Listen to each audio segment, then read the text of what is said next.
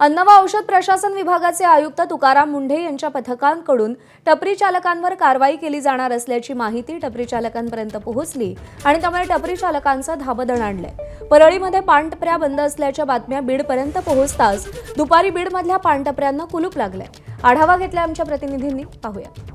आयुक्त तुकाराम मुंढे यांच्या पथकाकडून बीड आणि परळी या ठिकाणी टपरी चालकांवरती कारवाई होणार अशी माहिती जी आहे ती त्यांच्यापर्यंत पोहोचली आणि त्यानंतर सध्या शहरात असणाऱ्या ज्या पानाच्या टपऱ्या आहेत त्या अशा स्वरूपामध्ये बंद अवस्थेत आपल्याला पाहायला मिळतात। खरं तर परळीमध्ये सकाळपासूनच ज्या पानटपऱ्या होत्या त्या बंद होत्या। त्यानंतर आता बीडमध्ये नेमकी काय परिस्थिती होती हेच जाणून घेण्याचा आम्ही प्रयत्न केला।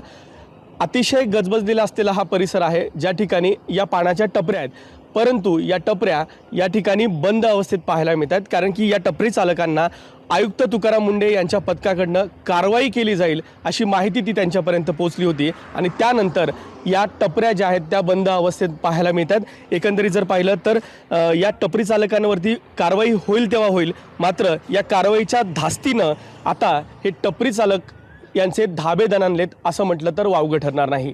कॅमेरामन प्रमोद जोशीसह विकास माने, एबीपी माझा, बीड।